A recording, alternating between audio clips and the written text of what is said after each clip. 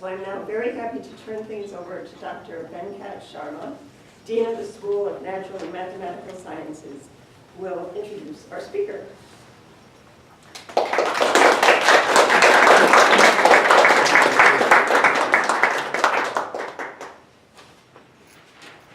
Well, good evening, everyone.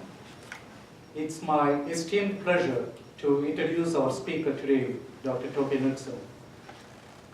Toke is an associate professor in our Department of Mathematics in our School of Natural and Mathematical Sciences and has been an integral part of this institution since 2008. I'm proud of Toke's many accomplishments. And recently, as many of you know, that Toke was awarded the Marie Curie Research Fellowship from the European Commission for a research project entitled Cosmology, Astrology, Astronomy and Religion in Medieval India.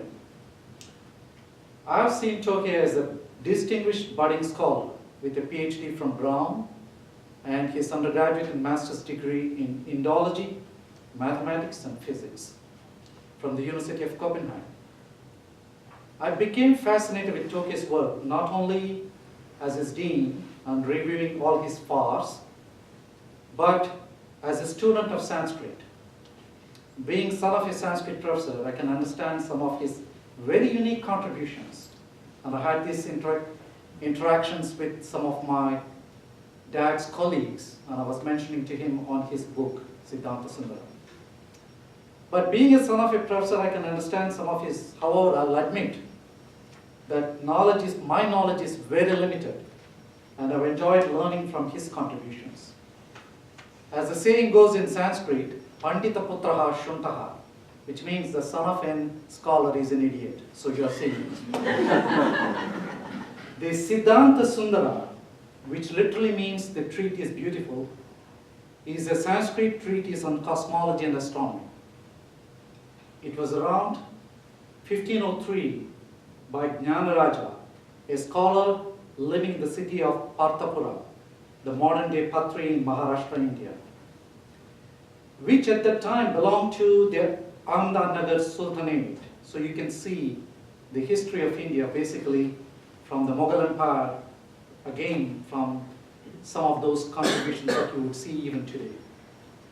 Jnanaraja came from a long line of astronomers, and an ancestor of his had been honored by one of the Yadava kings of Devagiri centuries earlier. So, like all Sanskrit treatises, the Siddhanta Sundara is written in Sanskrit words.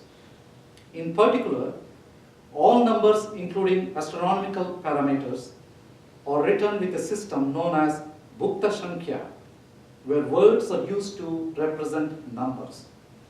For example, eyes means 2, arrows means 5, after the 5 arrows of Kamadeva, the Cupid, the Indian Cupid, and moon means 1. Combining the 3 and read from right to left, arrow means eyes means 2 and 5. So there is a decipher of the mathematical equation.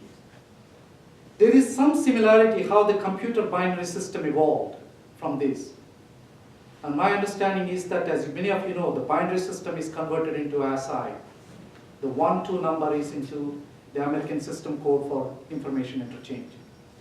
We see that now there are a lot of work, and particularly this may be of interest for many of our students, that programs in Microsoft and in Google are basically looking at the ancient language of Sanskrit to make computers much more faster and more data generative. Similarly, in the biological field, you will see the DNA component, which is having the AGTC, is also being exploited to see how well you can make mathematical progressions. So this is a fascinating field. While the Siddhanta Sundara was written in approximately 1503, the earliest extant manuscript of the treatise dates back from 1663 and 1.5 centuries later. Most extant manuscripts date from even later. So the process of copying introduces the possibility of errors, omissions, and scribal additions. So I'd say challenge what Toke had done. The Sanskrit language is very flexible. In the Sanskrit vocabulary or in the scientific vocabulary, we find multiple words for the same thing, and the same word might designate more than one thing. The former is necessary since metrical restrictions might rule of a given word. For say moon, so an alternate word is needed. As an example of the latter, the word pata means both a planet's mode and a certain inauspicious aspect. However, the context has been established, the meaning of the word is fixed. So the translations of a scientific treatise like Siddhanta Sundara into English poses numerous difficulties. And I think Toke has exhibited exemplary intelligence in translating some of them into this wonderful book. No wonder it got accepted and published by Johns Hopkins. So this talk will give an overview of the scribal customs for copying manuscripts, as well as the difficulties of translations. Well, I have to apologize well in advance for you that I will be missing this talk and I had to run to Syracuse. But I thought I would not lose this opportunity to have the distinct pleasure to introduce our wonderful colleague, Toke Knudsen. Thank you.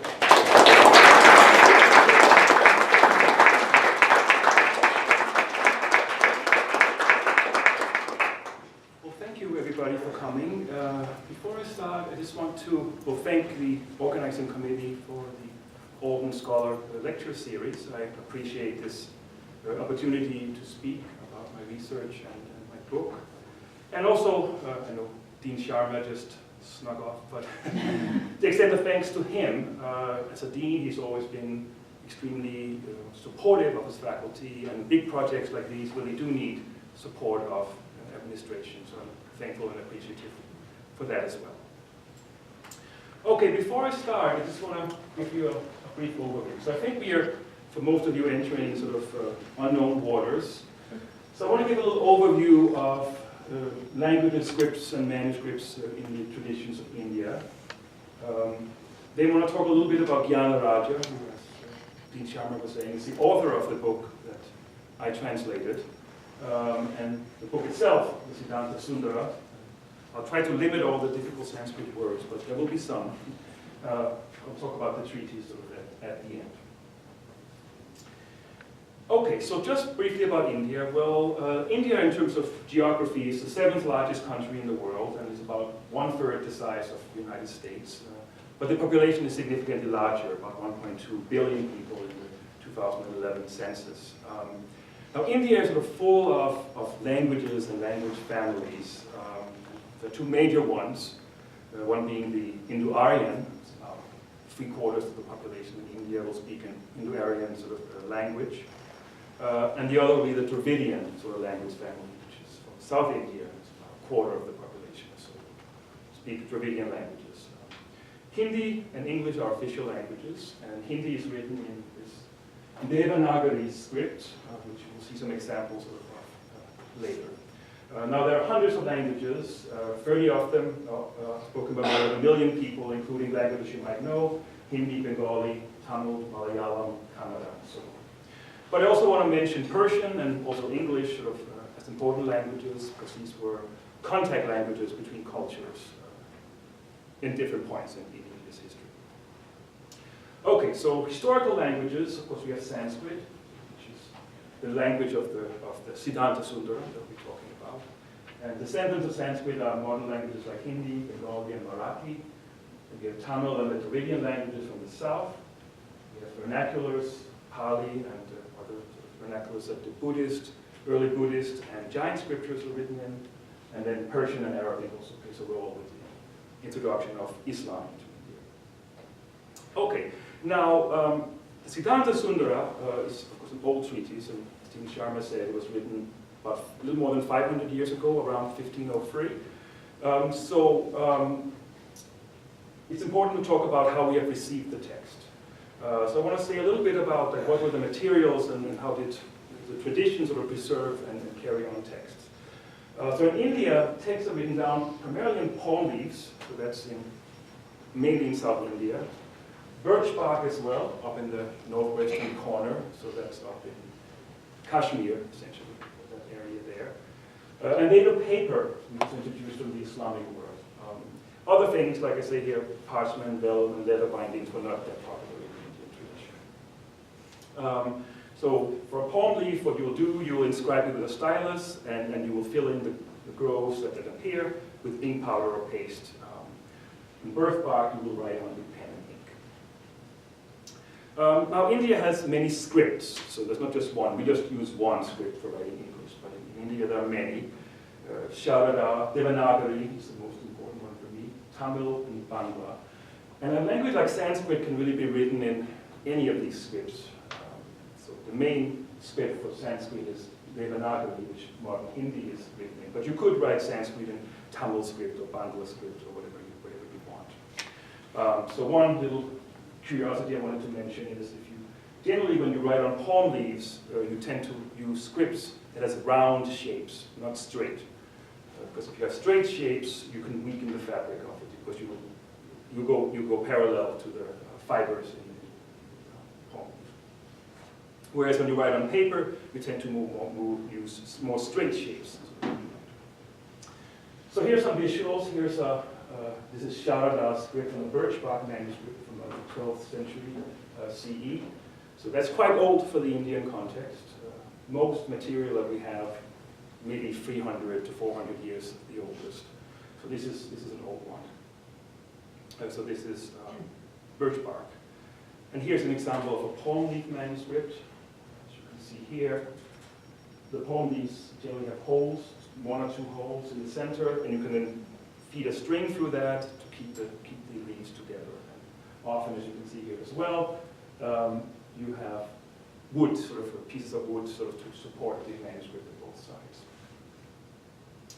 And here is sort of a close-up of a palm leaf manuscript. This is Tamil script. And you can see here again, the letters contain a lot of round shapes.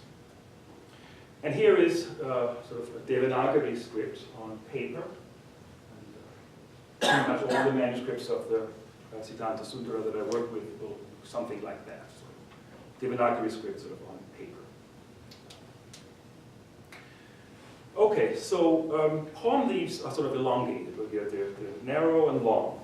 And when paper was introduced into India, that format was kept. So you keep your paper long and sort of not tall but wide.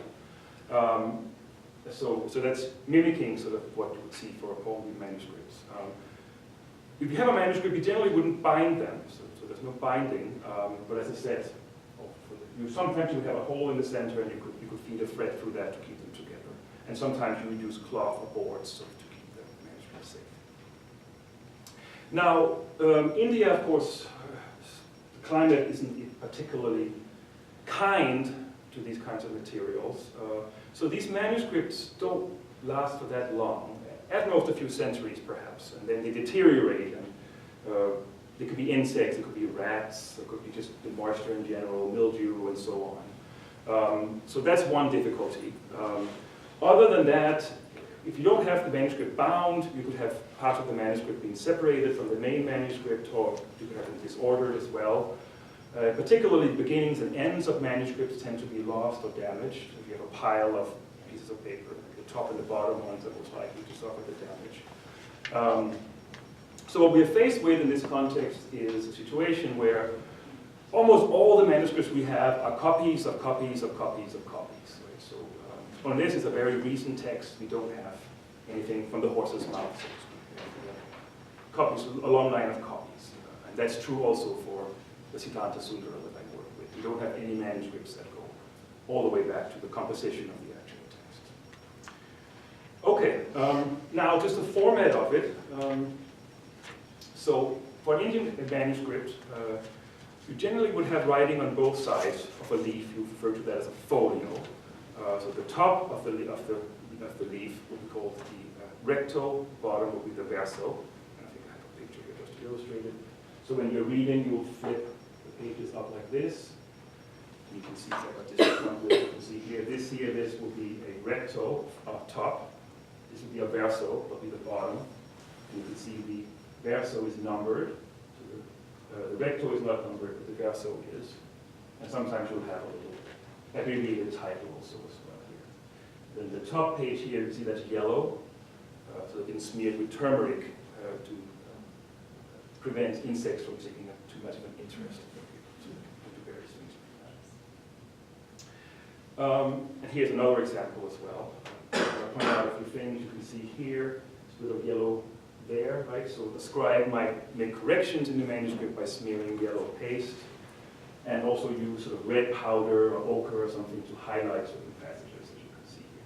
This is the end of a chapter that's been highlighted. And this is a verso also, you can see the numbering of the leaf here.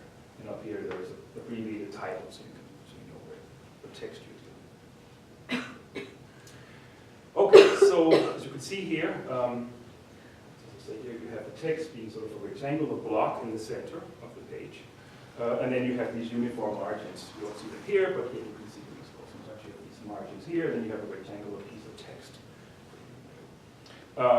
Now, there are no capital letters, no hyphens, no punctuations, other than what we refer to as a danda, literally a stick. You can see that here, like some examples of these vertical lines called sticks that you can use as sort of a punctuation mark. But that's not punctuation as we know it from English. And let me see, maybe I'll got very dense slides here. But, okay, so in general, you can see here, you will have the text running, and then you'll see some numbers here and there. Those are verse numbers, because Sanskrit text will generally be written in verse. That's also true for the astronomical treatise, the Siddhanta Sundara, it's written in verse. So you will have a verse running, and then a number here will indicate where that verse ends, and also numbered, of course. That's what number it is. Okay. Let's see, let's skip this a little bit. Move this a bit. Here's another example as well. I just want to show you here. See, up here, there's a bit of extra text written, followed by the number 3. And if you look at the third line, you'll see a little caret right there. This is a modular insert. So if the scribe at all was interested in sort of seeking out and correcting the text, they would make the corrections like that. Put them out on the margin and then indicate where the corrections belongs. Okay, so just some more facts. So Pingree, my own mentor, sort of estimated that there are about 30 million Sanskrit manuscripts that survive. So that's a huge number, much, much larger than what we have of Greek and Latin manuscripts. In fact, the Sanskrit manuscripts of the exact sciences alone outnumber the total number of Greek and Latin manuscripts as well. Today, you will find these manuscripts in collections in India, UK, Germany, France, and also here in the United States.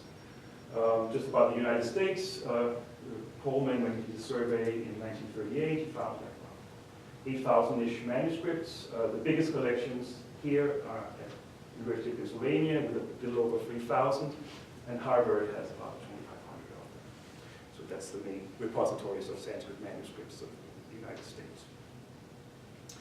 Okay, so just as a last note before I sort of go on, like this is an enormous wealth of material, and only a fraction of that has really sort of been published or even looked at.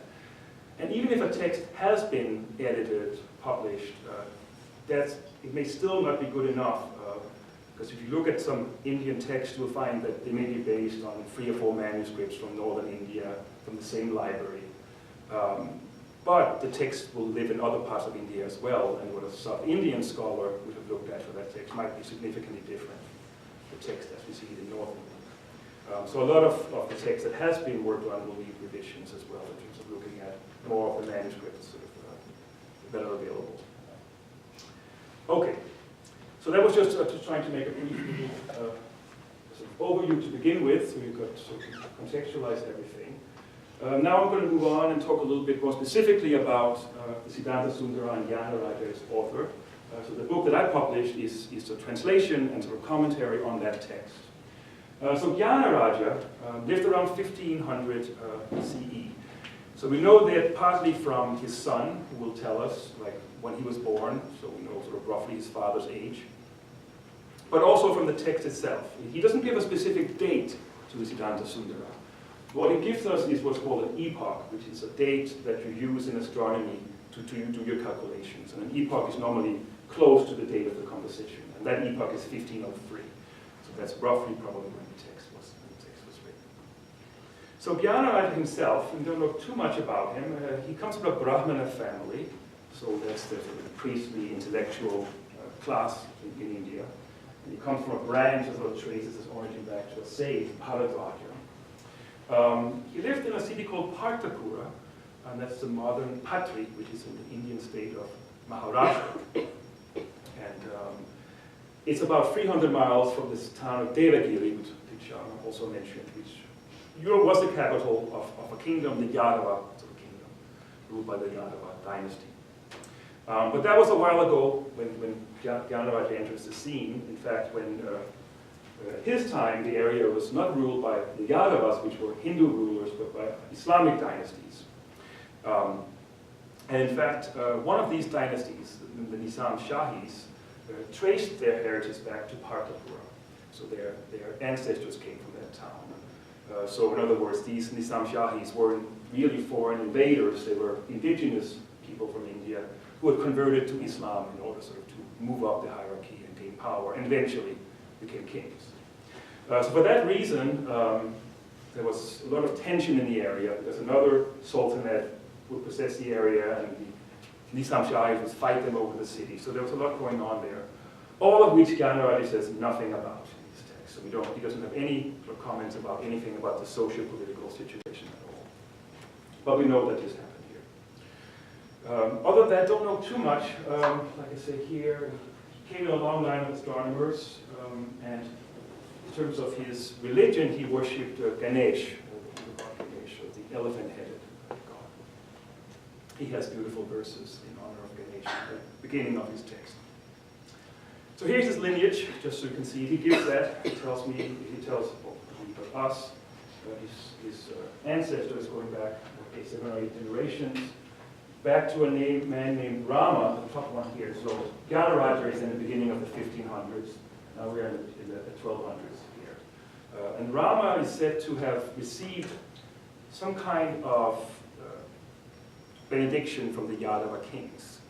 That could be a land grant or something like that. But not sure what he got. But at least the family was able to sort of retain their independence and live and do scholarship. So they had some kind of wealth, or maybe possibly a sort of land grant from a royal family. The last two characters are Gyanaraj's sons, so I just want to mention as well. Chintamani wrote a commentary on his father's astronomical text, and Suryadasa is probably much more famous than Gyanaraj. He's a very interesting person, but we'll save him for another time. Now this Suryadasa tells us that his father wrote 4 works. One of them is his astronomical text, the Siddhanta Sundara. He mentions 3 others, but he doesn't give us any names. One on horoscopy or astrology, and then there's one on rhetoric, and then one on the art of singing. But we only have one of them, so it's a little bit too big, and that's the astronomical text. And let's talk a little bit about it. Now, the Siddhanta Sundara is written in Sanskrit, and I said about 1503, sort of based on the epoch that Gyanaraj gives us in the text. And, it's written in verse, so that's normal. Sanskrit treatises are generally written in verse. Prose is used for commentary, so if somebody decides to comment on the text and expound it, they will do that in prose, but sort of root texts are written in verse. And this particular text is little more than 550 Sanskrit verses. Now the treatise originally had 3 parts. So the first one is on cosmology, second one is on mathematical astronomy, and the last one is on mathematics. But the scribal tradition that preserved the text, like I said, what we have are copies of copies of copies, actually handed down the mathematical part separately. So there's no manuscript that has all 3 parts. They might have cosmology and astronomy together, but mathematics has been separated out, handed down independently.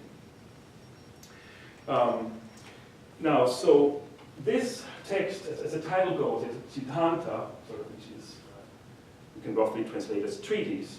So Siddhanta is a genre in sort of Sanskrit astronomical writing.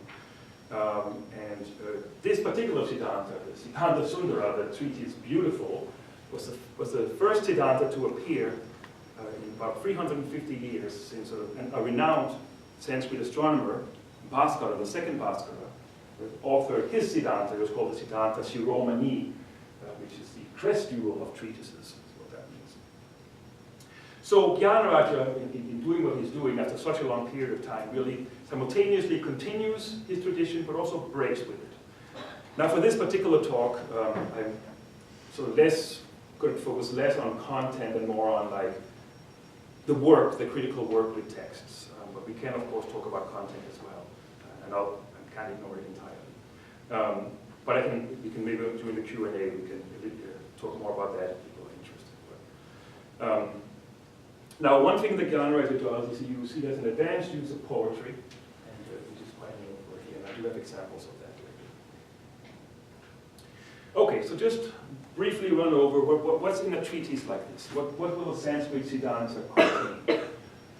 Well, cosmology, Gyanaraja has that, and he includes various philosophical discussions about the nature of the world. He'll also give you information about astronomical instruments. What are the instruments that we use? How do they work? How do we make them? So that's important as well. Then he has a poem. Like I said, he used advanced poetry. There's a particular poem in the text, which is a poem of seasonal description. And we'll get to that as well. But it's a complicated poem. Then he'll talk about mean and true motion of planets. So that's essentially how can we compute the position of a planet at any given point in time. Then 3 questions on diurnal motion. So that's questions about time and direction and so on the Earth. Then eclipses, lunar and solar. Also about planets, rising and setting of planets, conjunctions of planets. And then a chapter on the horns of the moon. So when you see the crescent moon, right, you'll see that it has horns, right? And the horns can be white or black, depending on the phase of the moon. So you may have questions about like what direction do the horns point, and where are they, how big are they, and so on. That's what that chapter will give us. And then finally, ways to compute peculiar configurations of the sun and the moon, which are considered ominous, generally bad. But how can we figure out when that happens? So that's just a brief overview of what's in a text like that. And that's fairly typical. So Siddhanta will generally include that, except not always sort of advanced poetry. Okay, so again, as I said, I'll focus less on the content of the text and more sort of on the manuscripts. But I do want to mention this. I spoke about this when I gave the Siegfried lecture back in 2014, almost 2 years ago. The cosmological sections of this Siddhanta Sundara is interesting because Gyanaraja has a project where he tries to create a synthesis between two, what are essentially contradictory cosmologies. That's the one of his own tradition, the Indian astronomical tradition, which has a spherical, immobile Earth in the center of the universe. And then there's one of the religious tradition where you have a flat Earth, enormous Earth, much bigger in size than the spherical one. So he's very concerned with having these two be true at the same time. So we could say it's like what we today call intelligent design, right? You want to have your religious scriptures be true, but you want to have your science work out as well. He's trying to create this synthesis. Okay, now, once you're faced with a text like this, first thing to understand is that it's written in verse. So it's not necessarily what we would call poetry, but it does have a very specific metrical form. So you have to have a certain arrangement of heavy and light syllables, long and short syllables. And that puts, of course, some restrictions on the text, but it also means that word order and so on becomes very fluid. Like when you read poetry as well, you'll see poets have liberty in terms of rearranging the word order and so on. And that's true here as well, even in a scientific text. So it reads differently than prose. So that's one thing. And translating that literally can be a challenge. So keep that in mind, that everything here is written in verse. Now, when I took up working on this Siddhanta Sundara, I based my work on 18 manuscripts. They're all from collections in Europe and India. So in Berlin, London, and then various collections in India. And all of them are Devanagari scripts. So it's the same script as you today will write Hindi. Now the text itself is from about 1503, going by the epoch. But the oldest manuscript that we have, that I've seen, is from 1663. So that's 150 years roughly, a century and a half, that lapsed between Gyanaraja writing the text and the oldest manuscript that we have. So that's the oldest one, but the bulk of them are even younger.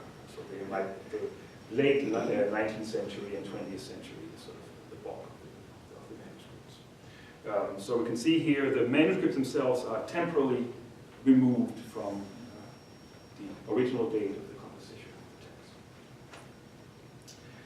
text. Now, what does that mean for a text that we have this continuous copying? But all sorts of things can happen. And I have sort of an overview of it here. One obvious things will be errors, right? When a scribe copies the text, he can make an error. And then others copying his manuscript will make the same error. Or you might have a smart scribe who actually understands what he's reading. He might try to fix the error and then come up with something different. So in this way, you can have the text sort of breaking down into sort of multiple recensions, you call it. You have texts that become different. Now, some scribes might leave out text. Some scribes might add something to think, oh, this is useful here, let's stick it in. So that can happen as well. So the beginning sort of point in trying to understand the text is to try to group the manuscripts together until you can get some kind of relationship between them. And some of them might share the same error, so that we relate them to each other. There could also be other shared things, like the number of chapters could be one thing. For the Siddhanta Sundara, for example, the part on mathematical astronomy, some manuscripts have 11 chapters, some have 12. It's the same material, but just some of them collapses 2 chapters into one. So that's one difference. So there can be all these things. There can be errors, there can be additions by a scribe, some scribes leave something out, and so you end up having different sort of versions of the text.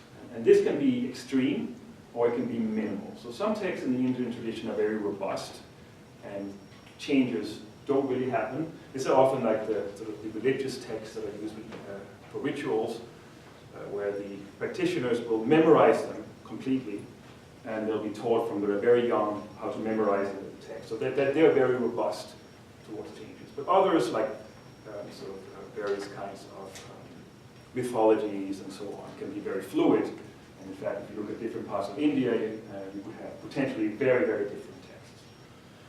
So in this case here, the differences are not super significant, but they're there. You can see it. So you have to figure out, like, how do your manuscripts relate to each other? How can you group them together? And then once you have differences, you also have to sit down and decide, well, what's the right reading here? Like, what kind of words should I pick? I have examples also. And you might be faced with a situation where something is obviously a spelling error, you can discard it.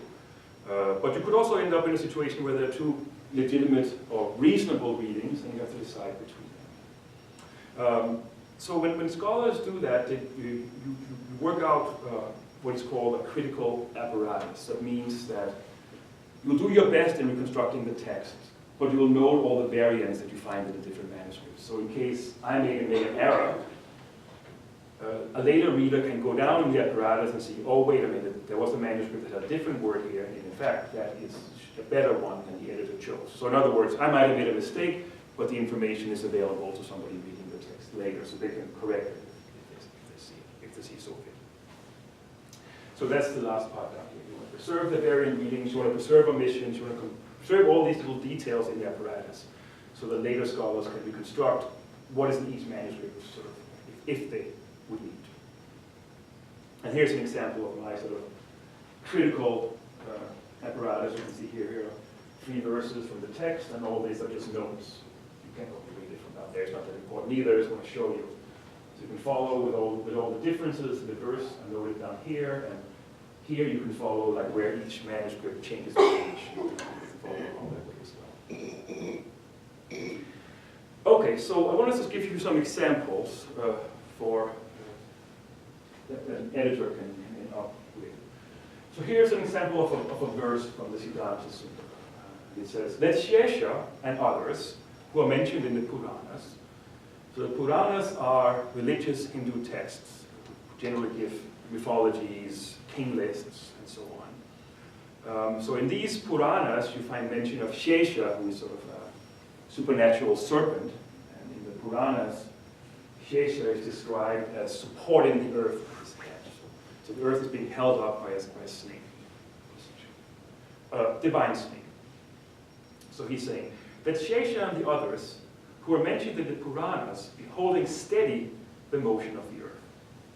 And he says, since they are mentioned in the Vedas regarding the motion of the planets and the cage of the stars, what is the fault with them? And so the discussion here is one on support of the earth. The astronomical tradition in India holds that the earth is self-supported.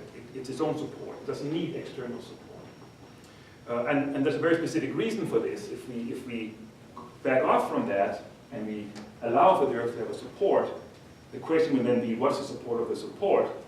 And you can keep going, right? So at some point you have to postulate that something supports itself, or you'll have an infinite regress. So in the astronomical tradition, the earth supports itself, but Gyanaraja doesn't like that. Like I said, his project is one of synthesizing his religion with his science. And the religion says that the earth is not self-supporting, right? That there are divine beings that support the earth. Shesha in particular, which is a divine serpent. Okay, so anyway, he's arguing here that what's the problem?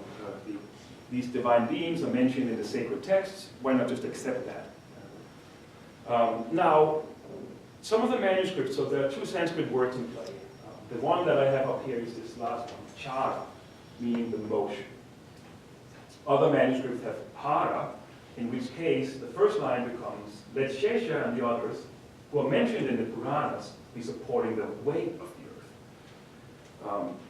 Now, both readings are reasonable. I mean, the import is similar, right? That in the first case, Shesha preventing the earth from moving, and the meaning is moving down, falling down, probably down. And in the other one, he's supporting the weight. So it's essentially the same thing. So you have a choice between these two words, weight or motion. And in this case here, going to the first one, the chara, the motion, because checking with the commentary by his son, I found that that was a word that his son commented on. That's the one that his son accepted. So it's reasonable that would be the original meaning of the text. That said, replacing it by para doesn't significantly alter the import of the point that the author is making. But it's a choice you have to make. Now here's another one. So in our astronomy, we have a prime meridian. It passes through Greenwich in England. In the Indian astronomy, the prime meridian passes through a city called Ujjain, which is the one mentioned right here. Ujjaini is referred to Sanskrit. So we find a couple of verses in the text, and I don't know if I need to read it all out, but what these verses essentially do are list locations on the prime meridian, moving from the equator up to the North Pole. So you start by saying Kanya is so and so many yojanas from Lanka, and Lanka is on the equator, and then Kanti is then north of that, and so on. You keep going up, and finally you reach Meru, so the world mountain, which is the North Pole. So he's listing locations on the prime meridian, sort of moving from the equator and up. Now, some manuscripts will not refer to Kanya, but call it Deva Kanya, but it's the same place. And then they'll scratch the next location, Kanti, and that means we're losing 32 yojanas by scratching that region. So there's a different list. One location is missing, but it does distort the distances. So if I go up here, we'll see if I take the first reading that I took, adding up all the distances, I come to 1,275 yojanas. But if I take the other reading and omit this Kanti and the 32 yojanas that come with it, I'm down to 1,243 as a distance between the equator and the North Pole. Now the treatise itself quite explicitly say what that distance is, because the circumference of the Earth is said to be 5,059 yojanas. So the distance from the equator up to the North Pole will be a quarter of that, right? It's a quarter of the circumference, so it gives us 1,264 3/4 of a yoja. Now the problem here is I was seeking the correct reading by referring it back to this measure here, but none of them actually fit. There's another place in the text where a rule of thumb is given, that if you take your latitude, multiply it by 14, you get your distance in yojanas to the equator. If you do that for 90 degrees, you get 1,260, but that's a different number still. So in this case here, I tried to go by the internal consistency of the text, but it doesn't quite work, right? So it's supposed to be 1,264 3/4. One is too much, one is too little. So in that case, that didn't help. You may be in a situation where it's difficult to choose. But in this, as I said, you'll pick one, and I pick the top one because it's closer. But you note, of course, the variance, so later scholars will be able to change it if they need to. Okay, I also want to say a little bit about representation of numbers in the text. Dean Sharma already mentioned that, but we're dealing with a work written in verse. Everything is codified in verse, including numbers. So the way that numbers are represented in the text itself is by this system, bhuta sankhya, so object numeral. So the idea is that numbers are represented through objects. So we're going to assign numerical value to Sanskrit words. The example here would be that danta, which means tooth, represent the number 32, so 32 teeth of a grown adult. Sagara, or ocean, is 4, because there are 4 oceans in the Indian mythology. Shara, that's arrow, that's 5. The Indian cupid has 5 arrows. And then you can create larger numbers by combining them into compound words. So for example, if you take Shara Danta, you're going to read it from right to left. Danta is 32, Shara is 5, you get 325. Take Danta, Sagara, Shara, Shara, Shara, you get 555, 4, 32, so you get 555,432. So I'll go on there as well. So you're using words then to encode your numbers. Now the curious thing about the number system is that when it comes to the integer part of a number, the numbers will be like we know, like the base 10. So just use base 10 integers. But the fractional part of a number is expressed differently. It's expressed in terms of base 60, or as sexagesimals, as we will call it. So if you have a general number a, you could write it as a equals n, that's the integer part. And then you have some number over 60 plus another number over 60 squared, and so on, until a kth number over 60 to the power k. So all these n and m's are integers, but the m's can be 0, but they can't be 60 or larger. Just like for us, if you have a decimal point, and if numbers after that, they're always between 0 and 9. In this case, it's 0 and 59 because your base is 60. So for a number as 82.23 over 50, or 82.46, we'll present it like this: 82 plus 27 over 60 plus 36 over 60 squared. So in the Sanskrit text, you would write it like this: 82, 27, 36, like with these dandas, or sticks in between them. Or you could also write them like this, sort of as on top of each other: 82, 27, 36. Now, just to give an example here, so there's a verse here at the Sanskrit as well, so you can see where the numbers fit. The translation goes: in a Mahayuga, there are full space, excuse me, tooth ocean. So all these words means different numbers. We get 4,320,000. Revolutions of the sun, Mercury, and Venus. The revolutions of the moon are given by the wise as 6 god, 3 arrow, mountain, arrow. 57,753,000. So all this is here in the text, and then you'll see the numerals written out as well. So some manuscripts will have the numerals written out accompanying the text. Others might not, or there may be sort of inconsistency in the manuscript itself. So this inclusion of numeral is really meant as an aid, so that the reader might not have to digest these sort of dense words, but can just go straight to the number. And as I say, it makes it easier to extract what you want. But it's unclear whether Gyanwriter himself had these numerals or not. Again, there's no consistency in the manuscripts. Some have them, some don't. Some have them somewhere. Some express them in one way, some in other ways. And there's another way you could group the manuscripts as well, as how they treat numerals. So it's unclear whether Gyanwriter had it or whether the scribes just threw them in there as they saw fit in various ways at different points in time. Now, numbers can also give rise to sort of misunderstandings, sort of when you copy. So here's an example as well. So this is a manuscript from the Bandarka Oriental Institute in India. And if you look at the third line, you'll see that there are some numbers written on top. In fact, the first number here is 20. The next one is 48. So the way that you would read the manuscript, it looks like the 20 belongs here, and the 48 belongs there. But in fact, they don't. In reality, as I say, they belong to two different numbers. You can see up here, see where is it here? It says 64, and over here is 117. So the numbers that are really in play are 6420, so that's 64 plus 20 60th.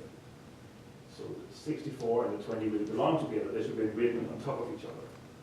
And 117 goes with the 48. They should be written on top of each other as well. But the scribe missed that and misplaced it in the text. Another example here as well, a similar thing. You have a number, 182, 37, 45. The 182 was here, but the other two numbers, 37 and 45, have been separated from it, and now found that a completely different part of the text. So that's another way sort of the scribes can make an error. So the scribe mistook it and put them elsewhere. Okay. Now, other issues that you can encounter working with a text like that is that the author of a text like that often assumes that whoever reads the text will have some prior knowledge about astronomy and mathematics. And if you don't have that knowledge, you may not be able to understand the passage what he says. And Sanskrit is in fact a sort of very complex and fluid language. I think it's more expressive than English, in fact, also more than ancient Greek. You always have multiple words for the same thing, and that's necessary here, especially because if you're writing about astronomy, you might want to mention the sun and the moon or different planets at various points. But because you have metrical restrictions on the way you write, one particular word for moon might not fit, so you need an alternative that will have the right number of syllables or the right patterns of syllables to fit the poetic meter that you're working with. So for example, for the moon, you would have Sona, Shita, Rashmi, and Chandra.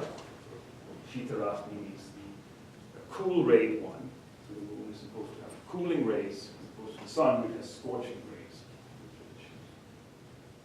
And if you look at this, at one given word, it will often, almost inevitably, have more than one meaning.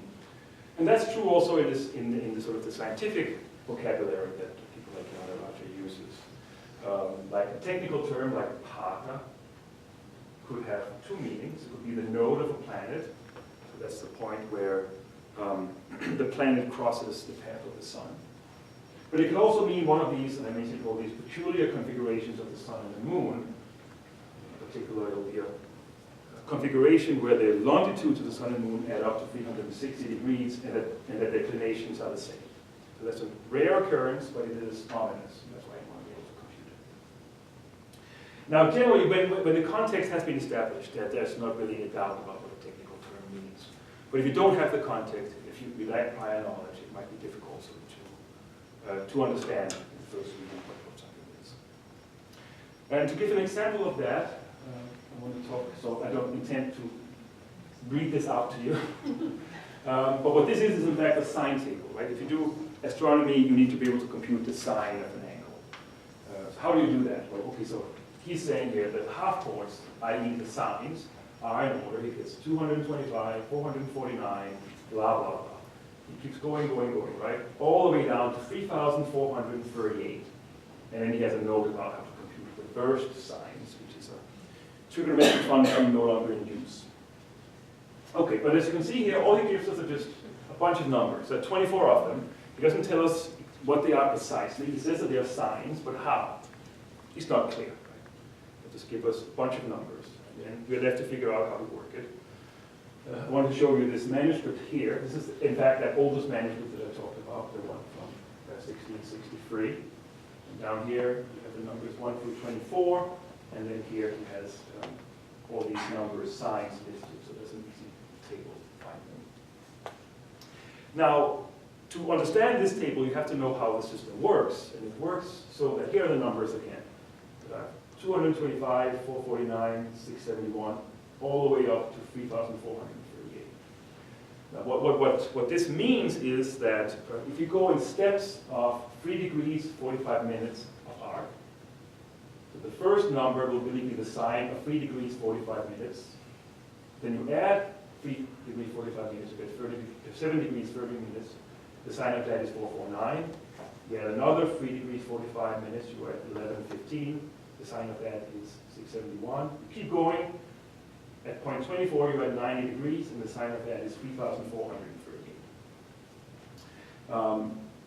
And that's because in the system that Gyanarati uses, the reference circle is not a unit circle of radius 1, but a circle of radius 3,438. And there's a reason for that. It seems like a random number, but in fact, there's a good reason for it.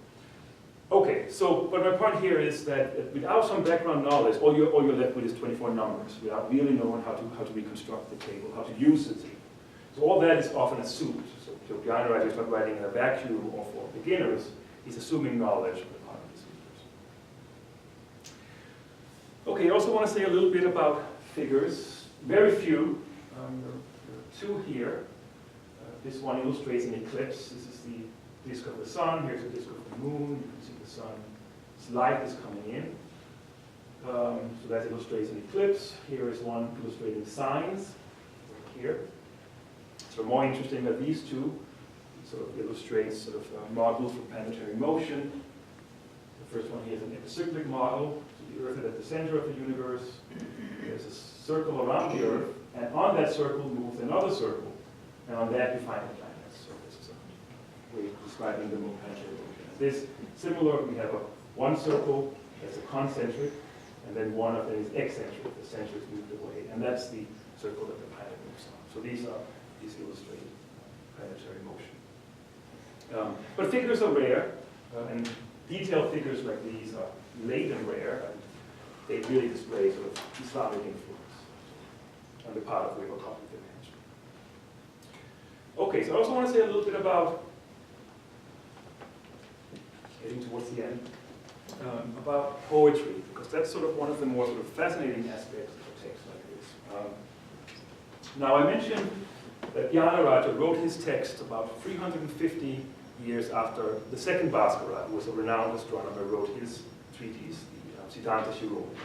Now, Bhaskara placed in his text a poem called Poems of Seasonal Description, or a poetic description of the season in his text. And that's based on something called the Ritu Samhara by a famous Sanskrit poet. Now, Gyanarati is really looking to distinguish himself vis-a-vis Bhaskara. So he does the same thing. He includes a poem in his text, but it's a very advanced poem. Bhaskara's poem is just beautiful poetry about the seasons. Gyanarati's is complex in that he uses a particular poetic technique in Sanskrit. We call it double entendre.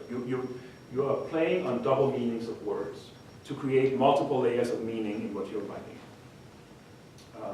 So in his poem that he writes, you would have verses where one reading will be a straightforward description of the seasons, but another reading will be sort of a homage to a god.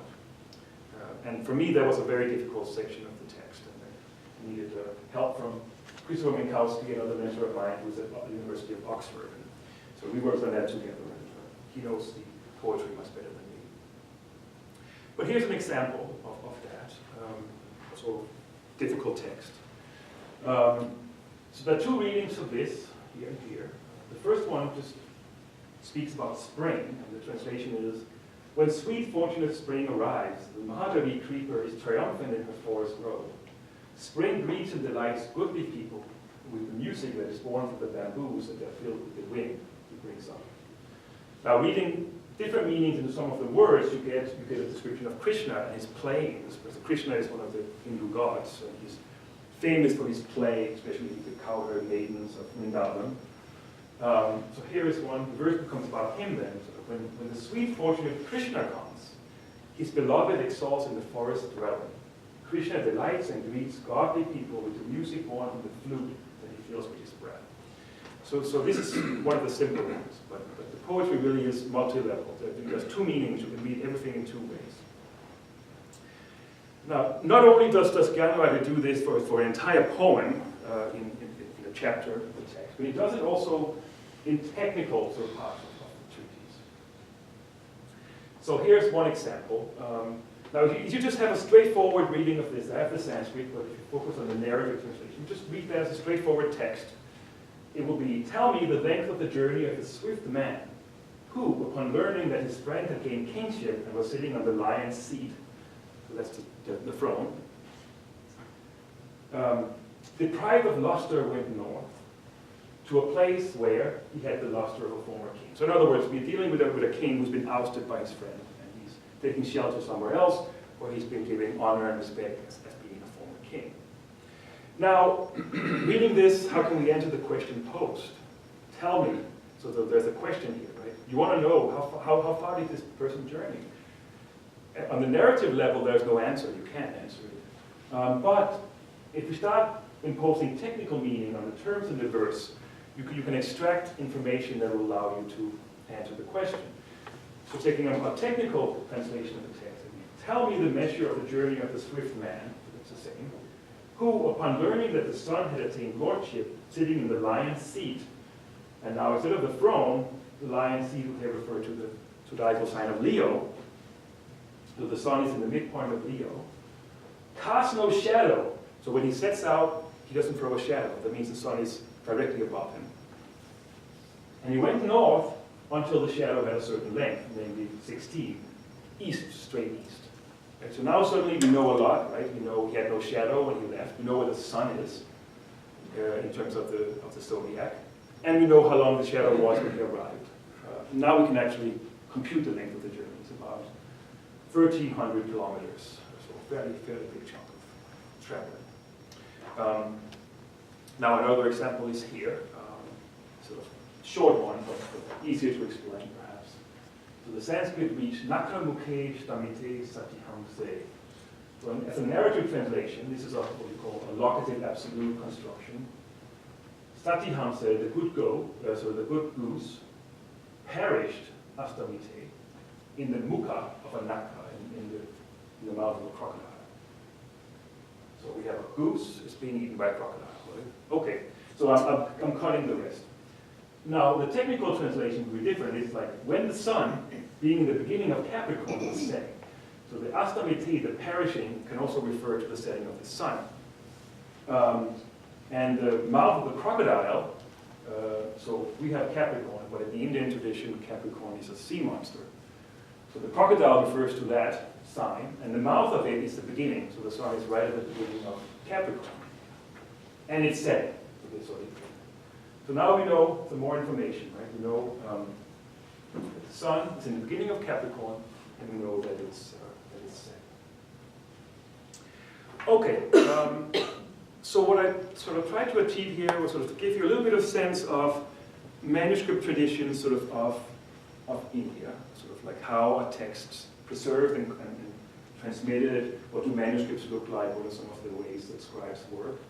And I tried to highlight some things related to working with manuscripts and establishing sort of a correct text of manuscripts. So I'll give you examples of that. I've touched less on content.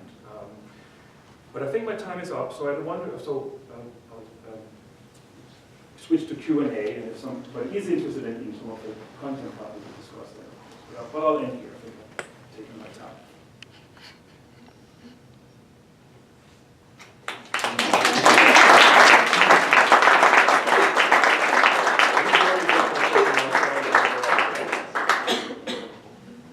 Any questions? Yeah, Keith? So one question I have is the Siddhanta Shiromani, Shiromani. Shiromani. The crest jewel. Crest jewel, like the crest of a Crest peacock. jewel. Yeah. Oh, okay. That answers my question. Okay. I have another question though. Yeah, So sure. there was a reason for the choice of radius?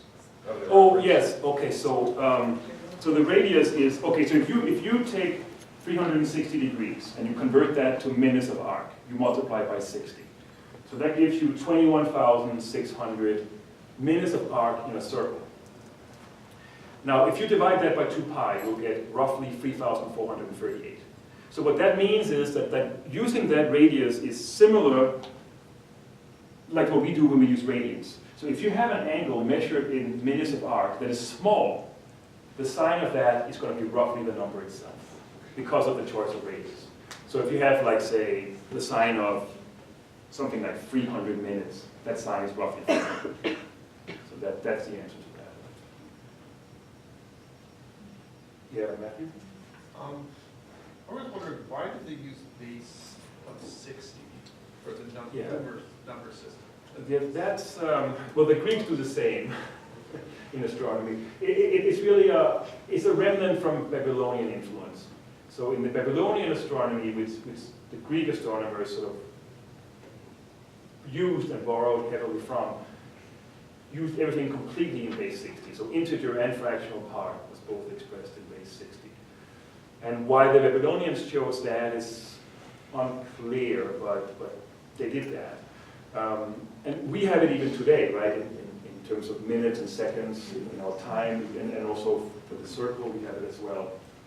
So it was a remnant from that that was preserved in the fractional part, essentially because that would help you when you could have your degrees as an integer, but you could have your minutes, seconds, and thirds. You could just have it in base 60, and it would easily, like we could also as well. Is there belief amongst researchers that has to do with the number of divisors of 60? One theory is that it's sort of two systems combined, one that has base 10, one that has base 6. The divisors, of course, is a good argument because 60 is a nice number in terms of what's available. I mean, 10 is not a good choice, right? You only have 2 and 5. You can't even write 1/3 very nicely in base 10, right? But I think it just goes so far back that it's unclear. It goes all the way back to Sumerian texts and so on. So there are theories, and one is that you had two systems. Base 10 is, counting your fingers. I don't know why somebody would have had base 6, but there was a combination of those two. If you look at the Babylonian number system, you do have a symbol for 10. You have a symbol for 1 and a symbol for 10, but you use base 60. So I get, yeah, so there's no one established theory, I think. Yeah, Glenn? Could you talk a little bit about kind of sourcing the text that you used for your primary source text and how easy that was or hard that was? Oh, get hold of the manuscripts? Yeah. Well, it was easy for me because Pingree, who was my mentor, had photocopies already. But that said, if you were to start from scratch with an Indian text, it might not be so easy. I have a friend right now who's traveling in India. He works actually on old games, so he's looking for text about board games and also boards themselves, like on paper. And he's saying, he's going to a collection in Benares, and they have a 20-page manuscript, but they will only give him photos of 4 pages. So the rest he has to sit there and copy by hand. So completely unacceptable situation to go through. So yes, it can actually be pretty difficult. In India, it's sort of, you often have these institutions where, for whatever reason, it's a lock of the door whether they want to give you entrance or if they want to let you photocopy anything. So you can't be sure that they'll allow you to do that. So if you're dealing with a text with few manuscript copies and they're at the hands of people who don't want to share, then it's a problem. But for me, I mean, it wasn't an issue. I didn't have to travel like that. Did you get to handle any of the original? I've only handled copies. I have handled original manuscripts. I was a cataloger of Sanskrit manuscripts at Harvard for some time. So I handled them there, but none of them were the Siddhanta Sundara. There were astronomical texts there, but they don't have that particular text. So I mean, I know the value of handling the originals, because there are things that a photocopy just doesn't pick up.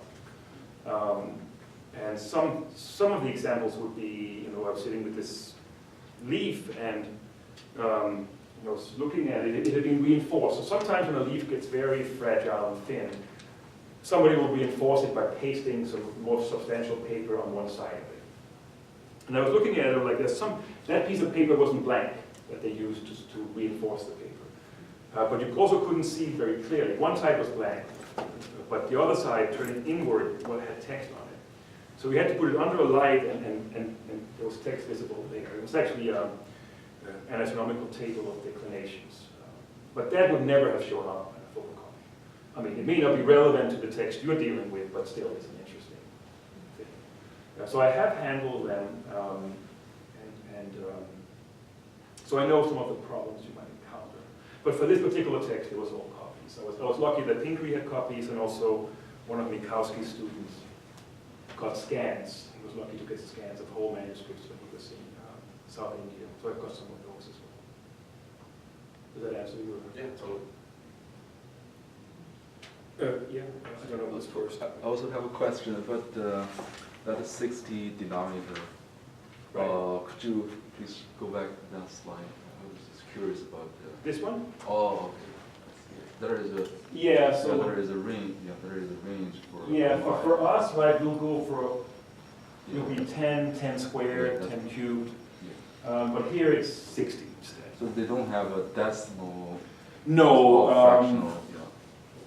not as such, no, right. So when you write this, yes, you assume this to be an integer, and really it has to be because it's 82, Yeah. because it's bigger than 60. But if it had been 32, right? Yeah. Yeah. So, but in Indian system, of course, you do have a 0. The Babylonian system, that's a real problem because there was no 0. So the magnitude of your number would be unknown, right? You could multiply the number by any power of 60 and it'll look the same. But in the Indian system, you could have put zeros in front. Yeah, I was looking into that. I range. I think that's very Yeah. reasonable. Yeah, otherwise. And I think you had a Yeah, it's way different.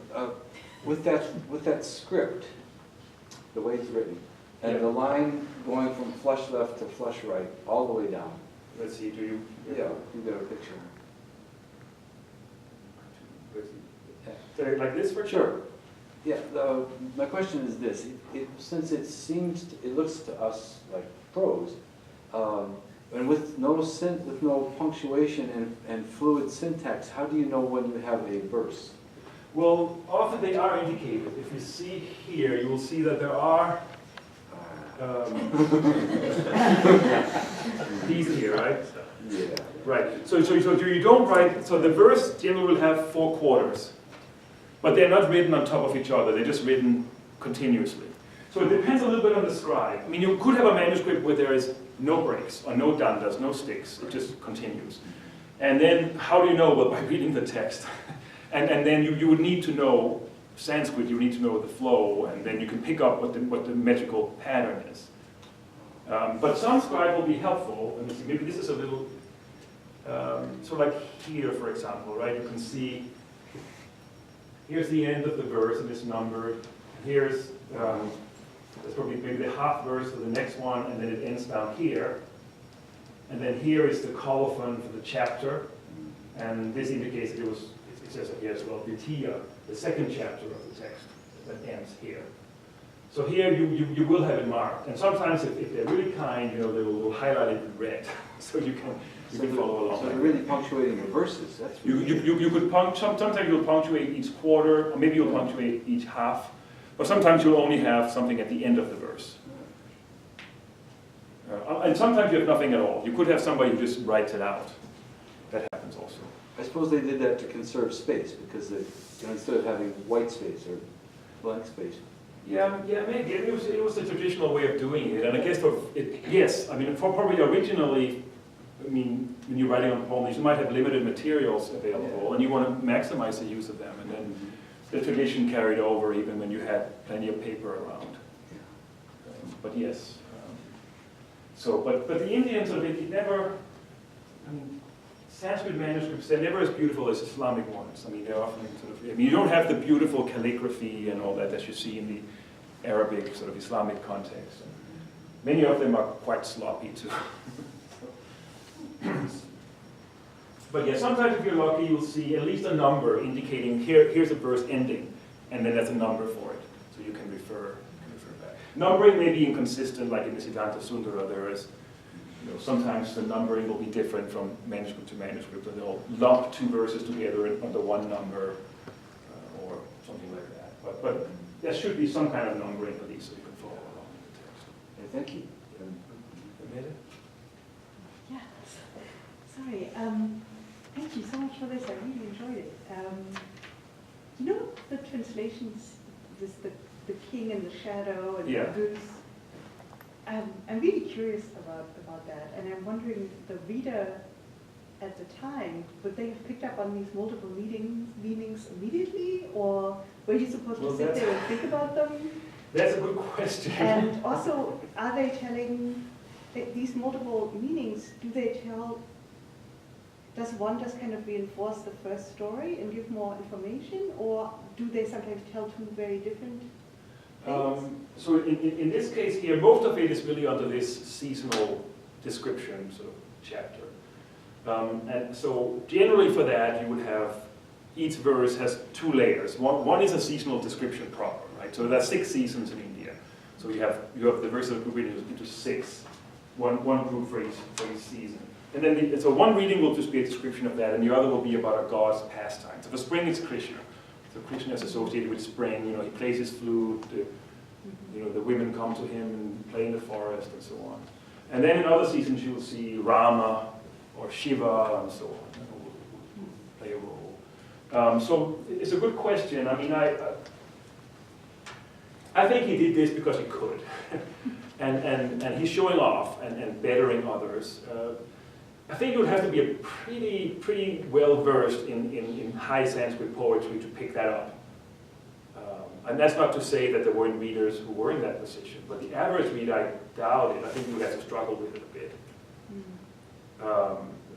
And for the technical, I think that the fun he's having there is that he's generating a narrative where you have to have technical capacity to extract the information needed to answer the questions that are posed in that narrative. So I gave you one example and a little bit from another example. So it's not typical at all. I think it's difficult to do. It's hard to do, so it's time consuming. So that's another way of showing off. And does it add anything? I mean, depends what you're looking for. It adds some beauty, perhaps, and interest. But in terms of learning the science, I don't know. I'm not convinced it does so much. I don't know, does that answer your question? Or? Yeah, I think it does. Yeah. I think I was interested, for example, in the person who was deposed by his friend. Right. And then in the other translation it said about how he was casting no shadow. And Yes, I exactly. understood that was about which direction he was. Yeah, so it's got something, yes. So. But is that also about something else? I mean, I tried for this particular one, what I was curious about is there in the mythology a story like this? But I haven't found, Thursday I haven't found it, and people have asked, haven't had an answer either, don't know of anything. So I don't know. I think he's making it up probably. He's just creating these small little snippets. So in the other one, this one here, as the narrative goes on, there's a sage there, and this is somewhere in the Himalayas. He gets very disgusted when he sees a beautiful goose being eaten by the crocodiles. So he leaves, and he goes to the sacred place. So there's these little small narratives. I don't think that, I haven't found anything that they're rooted in like epics or anything like that. So I think he makes some of it up. One of them is, it's about Hanuman, who's the monkey god, who assists Ramachandra, who's sort of he's the ideal king, but he's also a god.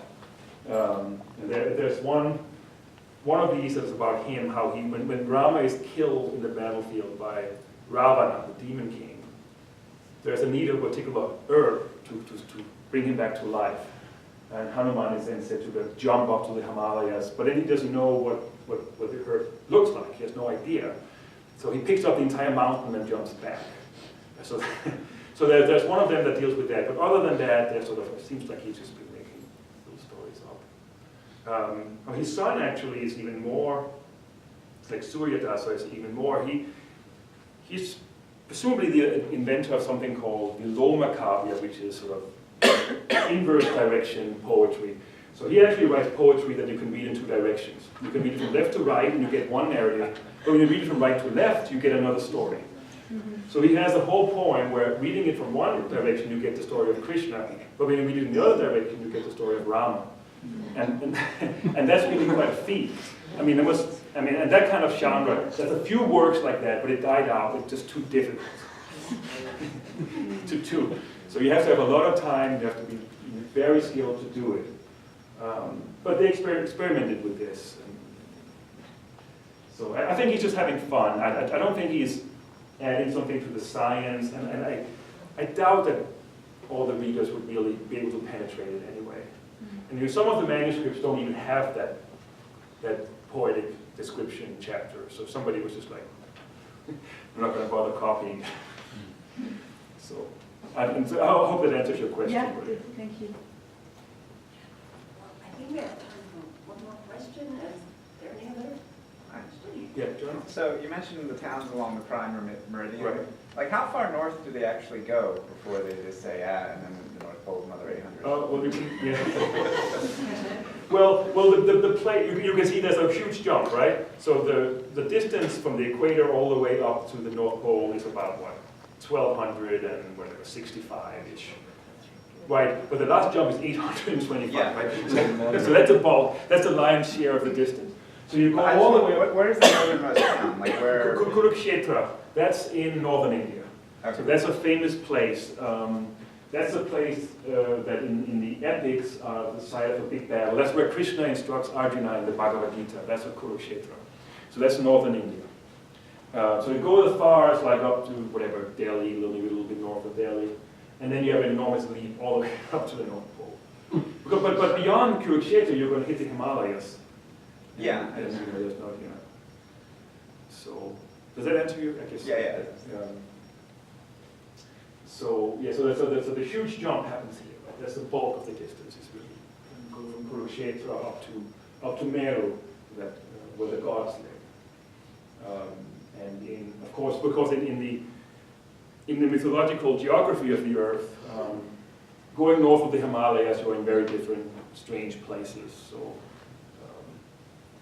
the sense is probably people didn't cross the Himalayas that much. Thank you so much.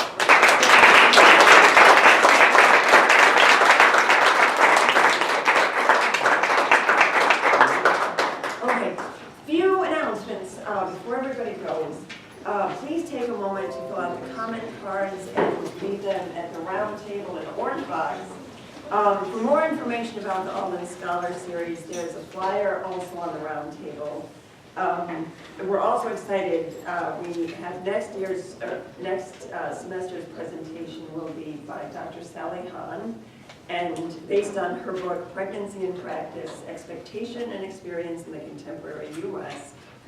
And now I'd like to welcome you all to see Dan about purchasing Toke's book.